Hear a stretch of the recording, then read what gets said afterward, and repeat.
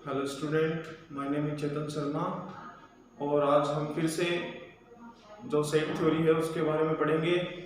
और जो मेरा प्रीवियस लेक्चर था जिसमें मैंने बताया था कि एक सेट होता क्या है, एक सेट कहते किसको है और सेट को लिखने का तरीका क्या होता है और कौन कौन से तरीके से हम सेट को लिख सकते हैं, वो सब मैंने बताया था। अगर आपने वो मेरा लेक्चर नहीं देखा है तो ऊपर आई बटन पे या नीचे डिस्क्रिप्शन में आपको उसमें लिंक मिल जाएगा, वहां पे आप जाके विजिट कर सकते हो और मेरा प्रीवियस लेक्चर देख सकते हो। तो स्टूडेंट्स, आज हम पढ़ेंगे कुछ कलेक्शंस हैं जो मैंने नोट करके रखे हैं। उन कलेक्शंस को पढ़ के हम ये बताएंगे कि क्या ये कलेक्शंस सेट कहलाते हैं या नहीं कहलाते हैं। तो देखिए, पहला जो मैंने लिखा हुआ है कलेक्शन वो पढ़ते हैं। The collection of all the months of a year beginning with letter J. The collection of all the months in the whole year beginning with the letter J. तो पूरे ईयर में जो जो मंथ्स जिसके name J से start होते हैं वो आप सबको पता है, आप डिफाइन कर सकते हो कि एक मंथ में कितने, एक ईयर में कितने ऐसे मंथ्स हैं जिनका नेम J से स्टार्ट होता है, आप उसे डिफाइन कर सकते हो। और सारे के सारे जितने भी होंगे वो वेल डिफाइंड होंगे और डिस्टिंक्ट होंगे। तो जो कलेक्शन वेल डिफाइंड और डिस्टिंक्ट होता है उसे हम क्या कहते हैं, सेट कहते हैं। तो जो हमारा ये पहला कलेक्शन है, the collection of all the months of a year beginning with letter J, ये एक सेट कहलाएगा। तो this is a set. Okay, then next one, the collection of 10 most talented writer of India। अब जो second वाला है ये कहता है कि the collection of 10 most talented writers of India। अब ये एक सेट नहीं हो सकता। क्यों नहीं हो सकता? क्योंकि जितने भी राइटर्स हैं उन सब का राइटिंग अलग अलग होता है। कोई कुछ तरीके से लिखता है, कोई कुछ तरीके से लिखता है, और पढ़ने वालों को किसी की राइटिंग अच्छी लगती है, किसी की राइटिंग अच्छी नहीं लगती है, सबकी अपनी अपनी चॉइस होती है, इंटरेस्ट होता है। तो इस तरह से हम एक परसेप्शन पे या एक पॉइंट ऑफ व्यू से हम ये नहीं बता सकते कि हमारे इंडिया में टॉप 10 मोस्ट टैलेंटेड राइटर कौन से हैं। ओके, तो ये एक वेल डिफाइंड और एक डिस्टिंक्ट एलिमेंट्स नहीं देता है एक कलेक्शन में, तो ये कलेक्शन एक सेट नहीं होगा। तो ये वाला कलेक्शन, सेकंड वाला कलेक्शन एक सेट नहीं होगा। तो चलिए स्टूडेंट, लेक्चर को आगे कंटिन्यू करते हैं, आगे बढ़ाते हैं लेक्चर को। और अब देखते हैं कि सेट कितने टाइप का होता है। सेट होता है 2 टाइप का। कौन सा? Types of set. सेट जो होते हैं वो 2 टाइप्स के होते हैं। पहला होता है फाइनाइट सेट। फाइनाइट सेट क्या होता है? ऐसा सेट जिसमें एलिमेंट्स की जो क्वांटिटी होती है या नंबर ऑफ एलिमेंट्स होते हैं वो फिक्स होते हैं। हम उनको काउंट करके बता सकते हैं कि इसमें इतने एलिमेंट हैं, वो होते हैं फाइनाइट सेट। जैसे कोई सेट है, कोई सेट A है, सेट A, इसमें नंबर ऑफ एलिमेंट्स है 1 2 3 4 एंड 5। इसमें कितने नंबर ऑफ एलिमेंट्स? 5 है। तो ये सेट किस टाइप का सेट है? फाइनाइट सेट है, क्योंकि इसमें नंबर ऑफ एलिमेंट्स फिक्स्ड है। ठीक है, मान लो कोई दूसरा सेट है, टाइप जो दूसरा टाइप है सेट का वो होता है इनफाइनाइट सेट। इनफाइनाइट सेट कौन सा होता है? जिसमें नंबर ऑफ एलिमेंट्स फिक्स्ड नहीं हो, हम उनको बता नहीं सकते फिक्स कि इसमें कितने एलिमेंट्स हो सकते हैं। जैसे a set of all natural numbers. ठीक है, a set of all natural numbers कौन सा सेट होता है? 1 2 3 4 5 एंड सो ऑन। मतलब नेचुरल नंबर्स जितने हैं वो सारे के सारे सेट में हैं। तो हम सारे के सारे नेचुरल नंबर्स काउंट करके नहीं बता सकते। और जो इनफाइनाइट सेट होता है उसमें हम लास्ट में ऐसे डॉट डॉट बना के उसको दिखाते हैं कि इसकी कोई एंडिंग नहीं है, इसमें कितने भी एलिमेंट्स हो सकते हैं। तो ये जो थे वो सेट के टाइप्स थे, जो 2 टाइप के सेट होते हैं। कौन कौन से? फाइनाइट सेट और इनफाइनाइट सेट। चलो आगे देखते हैं। हाँ, कल हमने जो हमारा प्रीवियस लेक्चर था उसमें सेट को लिखने के 2 टाइप थे। कौन कौन से थे? रोस्टर फॉर्म और सेट बिल्डर फॉर्म पढ़े थे हमने। आज हम कुछ एग्जाम्पल रोस्टर फॉर्म में लिखे हुए सेट के लेंगे और उनको सेट बिल्डर फॉर्म में लिखेंगे, और कुछ सेट ऐसे होंगे जो सेट बिल्डर फॉर्म में लिखे हुए हैं, हम उनको रोस्टर फॉर्म में लिखेंगे। जैसे देखो, एक सेट है, पहले right these sets in set builder form, या पहले ले लेते हैं रोस्टर फॉर्म।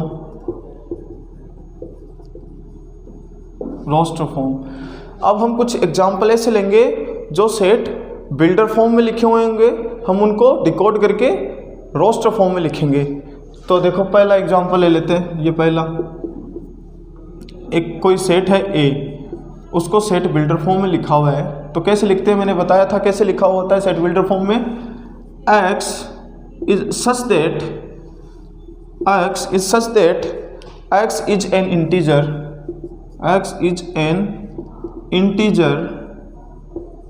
एंड जो x की वैल्यू है वो है, एंड x की जो वैल्यू है वो है कितनी ले लेते हैं, -3 से ग्रेटर और इक्वल। x की वैल्यू इसमें क्या है, -3 से ग्रेटर और इक्वल, और 4 से स्मॉलर और इक्वल, ये है।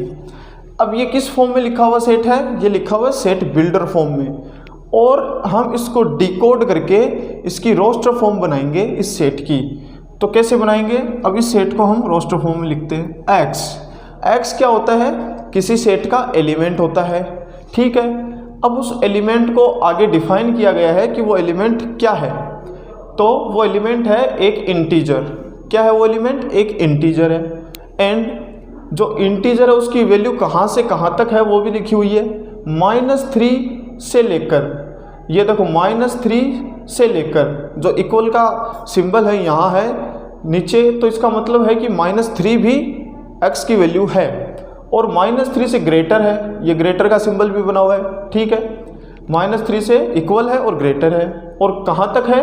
4 + 4 के इक्वल है और उसके स्मॉलर है, ठीक है। तो ये x की जो वैल्यू दी हुई है कहाँ से कहाँ तक दी हुई है, -3 to +4 तक दी हुई है। तो -3 से 4 तक लेके जो नंबर्स आते हैं वो इस सेट के अंदर है, उसके एलिमेंट है। तो मैं इस सेट के एलिमेंट लिखना स्टार्ट करता हूँ। तो -3 है, फिर -2 आएगा, फिर -1 आएगा, फिर 0, फिर 1, 2, 3 एंड 4। ये देखो x की वैल्यू जो थी वो -3 से लेकर 4 तक, यहाँ दिया हुआ है ना, -3 से लेकर 4 तक है। तो अब ये जो फॉर्म बनी इस सेट की, कौन सी फॉर्म बन गई? Roster form. कौन सी बन गई? Roster form. ऊपर तो ये लिखा हुआ था सेट बिल्डर फॉर्म में, हमने इसको डिकोड करके किस फॉर्म में लिख दिया? रोस्टर फॉर्म में। चलो दूसरा एग्जांपल ले लेते हैं, एक और। मान लो ये सेट बी है। सेट बी में x is such that, x कैसा है? x is a prime number. x कैसा है? x is a prime number. x एक प्राइम नंबर है विच इज डिविजर ऑफ 60, जो कि 60 का डिविजर है, विच इज डिविजर ऑफ 60। अब ये सेट बिल्डर फॉर्म है, हम इसको डिकोड करके किस फॉर्म में लिखते हैं? रोस्टर फॉर्म में। तो चलो लिखते हैं सेट को रोस्टर फॉर्म में। x जो है वो कैसा है? प्राइम नंबर है।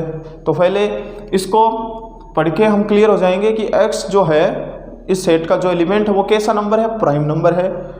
And which is divisor of 60, prime number होगा लेकिन कैसा होगा? जो 60 को डिवाइड करता होगा उसका डिविजर होगा। तो प्राइम नंबर कहाँ से स्टार्ट होते हैं? 2 इज ए प्राइम नंबर। अब आप देखोगे कि 2 जो है वो 60 को डिवाइड करता है, तो 2 प्राइम नंबर भी हो गया और 60 का डिवीज़र भी हो गया। तो इस सेट का जो पहला एलिमेंट होगा वो होगा 2। फिर आगे देखो 2 के बाद में आता है 3। 3 एक प्राइम नंबर भी है और 60 का डिवीज़र भी है, क्योंकि 3 60 को डिवाइड करता है, तो 3 भी इस सेट का एक एलिमेंट होगा। फिर आता है अगला प्राइम नंबर 5। अब जो 5 है वो एक प्राइम नंबर भी है और वो भी 60 को डिवाइड करता है, तो वो 5 भी इस सेट का एक एलिमेंट होगा। ठीक है, 2, 3 एंड 5 ये ऐसे प्राइम नंबर होंगे जो 60 के डिवीज़र हैं और इस सेट के एलिमेंट है। तो ऊपर जो दिया हुआ था सेट बिल्डर फॉर्म किसी सेट का, हमने उस सेट बिल्डर की फॉर्म को डिकोड करके किस फॉर्म में लिख दिया, रोस्टर फॉर्म में। ठीक है, चलो एक एग्जांपल और लेते हैं।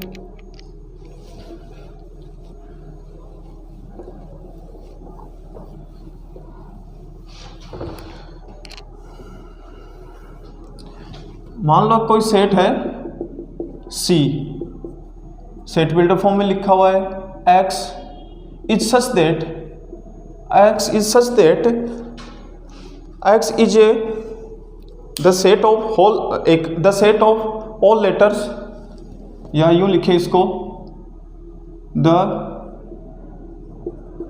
Set of all letters, the set of all letters in word better, BETTER, ये वर्ड लिखा हुआ है। ठीक है, the set of all letters in word better, ये एक सेट बिल्डर फॉर्म में लिखा हुआ है। क्या लिखा हुआ है, the set of all letters in word better. एक वर्ड है बेटर, उसमें जितने भी लेटर्स है उसका एक सेट है। अब उस सेट को हम रोस्टर फॉर्म में लिखेंगे, तो कैसे लिखेंगे, लिखते हैं इसकी रोस्टर फॉर्म। अब इस बेटर वर्ड में ये सारे एलिमेंट है, बी एक एलिमेंट है, ई एक एलिमेंट है, इसके ये सारे लेटर है ना, ये सारे के सारे लेटर इस सेट के क्या है, एलिमेंट है। तो इन लेटर्स को हम एलिमेंट में इस रोस्टर फॉर्म में लिखेंगे। तो सबसे पहला लेटर है बी, हम बी को लिखेंगे पहला एलिमेंट। अब बी के बाद में जो लेटर है वो है ई, हम ई को लिखेंगे एक एलिमेंट, एज एलिमेंट लिखेंगे रोस्टर फॉर्म में सारे के सारे लेटर्स को।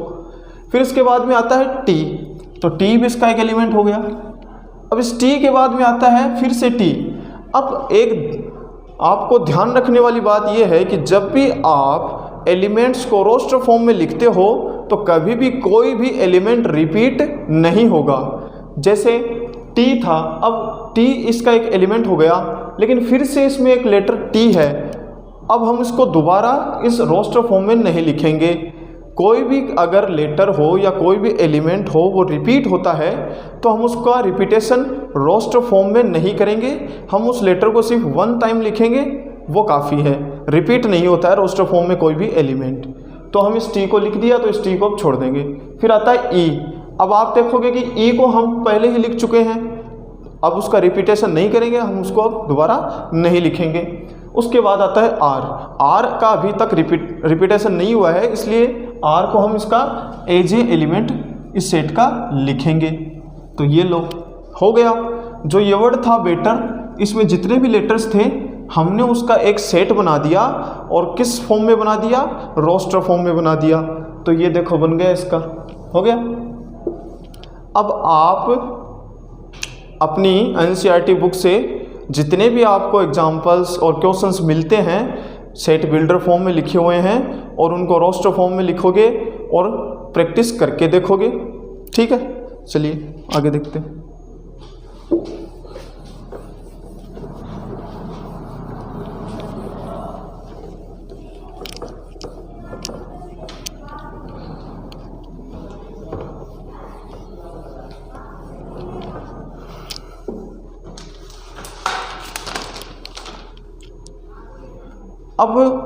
अब हमने सीख लिया कि कोई सेट अगर सेट बिल्डर फॉर्म में लिखा हुआ है और उसको रोस्टर फॉर्म में कैसे लिखना है, ये हमने देख लिया और सीख लिया। अब कोई अगर सेट रोस्टर फॉर्म में लिखा हुआ है और उसको सेट बिल्डर फॉर्म में लिखना हो तो कैसे लिखेंगे, देखिए। Right the following sets in set builder form. Set builder form. अब हम कुछ एग्जांपल्स ऐसे लेंगे जो किस फॉर्म में लिखे हुए होंगे, रोस्टर फॉर्म में, और उसको हम एक कोड बनाएंगे। कोड बना के उसको हम किस में लिखेंगे, सेट बिल्डर फॉर्म में। जैसे पहला एग्जांपल लेते हैं, मान लो एक सेट ए है और उसमें एलिमेंट है 3, 6, 9 एंड 12। इतने एलिमेंट्स उसमें हैं। कितने हैं, नंबर ऑफ एलिमेंट्स इसमें 4 है। अब हम इसका सेट बिल्डर फॉर्म बनाएंगे। तो कैसे बनाएंगे, देखिए इस सेट की सेट बिल्डर फॉर्म। तो सेट बिल्डर फॉर्म में सबसे पहले हम क्या लिखते हैं, एक्स। और एक्स किसको डिफाइन करता है, एलिमेंट को। किसके एलिमेंट को, किसी सेट के एलिमेंट को। तो यहाँ जो एक्स है वो इस सेट ए के एलिमेंट को डिफाइन करेगा। और एक्स इज सच दैट, मतलब जो इसमें एलिमेंट है वो कैसा है, वो है x equal to 3n। x equal to क्या है, 3n है। वेयर n, जो स्मॉल n है, वो बिलोंग्स करता है कैपिटल N को। अब कैपिटल N क्या है, कैपिटल N है the set of all natural numbers, जो मैंने अभी आपको बताया था। ठीक है। अब जो स्मॉल n है वो किसको बिलोंग करता है, the set of all natural numbers को। तो set of all natural numbers कैसा होता है, जिसमें एलिमेंट होते हैं 1, 2, 3, 4, जो आगे से आगे चलते जाते हैं। ठीक है, ये है। तो ये आ गया, इसका कैसा फॉर्म आ गया, set builder form. Okay, x is such that x equal to 3n, और जो स्मॉल n है वो बिलोंग्स करता है कैपिटल N को, मतलब the set of all natural numbers को। लेकिन आप देखोगे कि जो कैपिटल N है वो एक इनफाइनाइट सेट है, उसमें नंबर ऑफ एलिमेंट्स डिफाइन नहीं है। लेकिन जो अपने पास ये सेट है, इसमें नंबर ऑफ एलिमेंट्स डिफाइन है, कि फिक्स्ड है, कि कितने हैं, कितने, 4 है।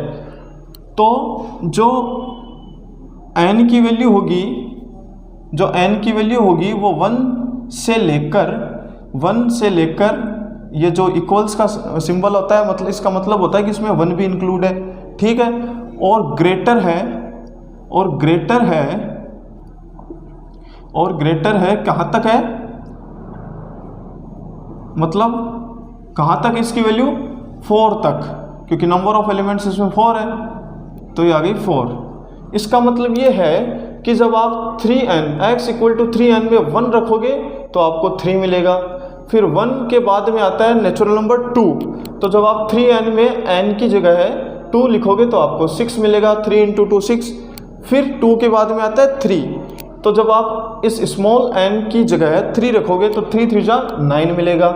फिर 4, जो इसका लास्ट नंबर है, नंबर ऑफ एलिमेंट है, तो n की जगह जब 4 लिखोगे तो 4 3 जा 12 मिलेगा।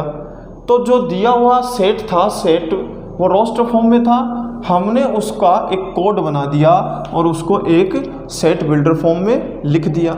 चलो एक एग्जांपल और ले लेते हैं। मान लो कोई सेट B है जिसके अंदर 4 एक एलिमेंट है और अगला एलिमेंट 8, 16 और 32 है। इतने एलिमेंट इसमें दिए हुए हैं। अब हम इसका एक कोड बनाएंगे और इसको क्या लिखेंगे, सेट बिल्डर फॉर्म में लिखेंगे। तो सबसे पहले x is such that, x कैसा है, x equal to 2 has to the power small n। अब मैंने ये क्यों लिखा, देखिए जब आप 2 की पावर 2 रखते हो तो आपको 4 मिलता है। जब आप 2 की पावर 3 लिखते हो तो आपको 8 मिलता है। जब आप 2 की पावर 4 लिखते हो तो 16, और जब आप 2 की पावर 5 लिखते हो तो 32 मिलता है। ठीक है। इसलिए ये जो सेट था वो किस फॉर्म में है, इस सेट के जो एलिमेंट है x वो किस फॉर्म में है, 2 has to the power n, इस फॉर्म में है। तो आगे देखो, और जो स्मॉल n है वो बिलोंग्स करता है नेचुरल नंबर के सेट को। ठीक है। अब इस जो n की वैल्यू है वो कहाँ से कहाँ तक है, 2 से लेके कहाँ तक है, 5 तक है। 2 से लेके कहाँ तक है, 5 तक है। ठीक है। तो सबसे पहले आप जो n स्मॉल n की वैल्यू है वो क्या रखोगे, 2 रखोगे, ठीक है। 2 रखोगे तो आपको क्या मिलेगा, 4। फिर 2 से ग्रेटर रखोगे 3, जब आप n की पावर 3 रखोगे तो मिलेगा 8। फिर आप जब n की पावर 4 रखोगे तो मिलेगा 16। जब आप n की पावर इन द एंड 5 लिखोगे तो मिलेगा 32। अब ये n की वैल्यू डिफाइन हो गई कि 2 से लेके 5 तक है, इसके बीच में आपको n की वैल्यू रखनी है और आपको नंबर ऑफ एलिमेंट्स मिलते जाएंगे इस तरह से, ठीक है। अब आपको ये जो सेट बिल्डर फॉर्म लिखना है जो टफ काम लगता होगा, लेकिन जैसे जैसे आप प्रॉब्लम सॉल्व करते जाओगे और आपको प्रैक्टिस करते जाओगे तो आपकी एक्सपीरियंस बढ़ता जाएगा, तो धीरे धीरे आपका ये जो टफ चीज़ लगती है वो सॉल्व होती जाएगी। लेकिन आपको इनकी प्रैक्टिस करनी पड़ेगी, प्रैक्टिस करने से ही आप परफेक्ट बनोगे, ठीक है। चलिए आगे एक एग्जांपल और ले लेते हैं। एग्जांपल ले लो, एक सेट सी है मान लो, उसमें नंबर ऑफ एलिमेंट्स क्या क्या है, 5 है, ठीक है, 25 है, 125 है और 625 है, ठीक है। ये सारे एलिमेंट हैं। अब ये जो एलिमेंट दिए हुए हैं हम इनका एक कोड बनाएंगे, हम इनको एक सेट बिल्डर फॉर्म में लिखेंगे। तो कैसे लिखते हैं सेट बिल्डर फॉर्म का लिखने का तरीका, x is such that, x कैसा है, x equal to 5 has to the power n, 5 की पावर n है। और जो स्मॉल n है वो किसको बिलोंग करता है, नेचुरल नंबर्स को बिलोंग करता है, ठीक है। और जो n की वैल्यू है वो कहाँ से कहाँ तक होगी, जब आप 5 की पावर 1 यानी n की वैल्यू 1 रखोगे तो आपको 5 मिलेगा। जब आप 5 की पावर 2 रखोगे तो 5 का स्क्वायर 25 मिलेगा। जब आप 5 में पावर 3 यानी n की वैल्यू 3 लिखोगे तो 125 मिलेगा। और जब आप 5 की पावर 4 रखोगे तो आपको 625 मिलेगा। तो जो n की वैल्यू है वो फिक्स्ड हो गई, कहाँ से कहाँ तक, 1 से लेकर 4 तक, ठीक है, यहाँ तक हो गई। तो हमने जो रोस्टर फॉर्म में लिखे हुए सेट थे उनको सेट बिल्डर फॉर्म में लिखना सीख लिया, ठीक है। आप जैसे जैसे प्रैक्टिस करते जाओगे आपके लिए ये सब चीज़ें इजी होती जाएगी, ठीक है। चलिए इसके बाद में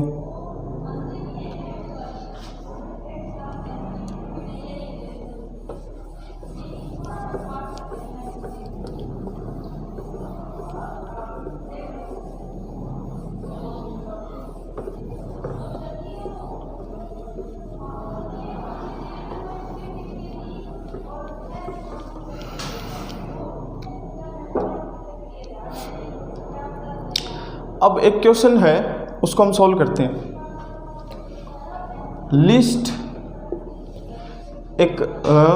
list all the elements of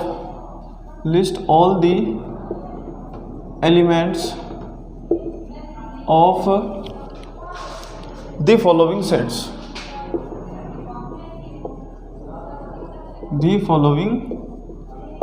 sets. अब नीचे कुछ सेट्स होंगे, उनमें जो जो एलिमेंट्स आते हैं, कौन कौन से एलिमेंट्स आएंगे हम उनको लिखेंगे, ये लिख रहा हूँ उनमें। जैसे एक सेट है A, x is such that x is an odd natural number,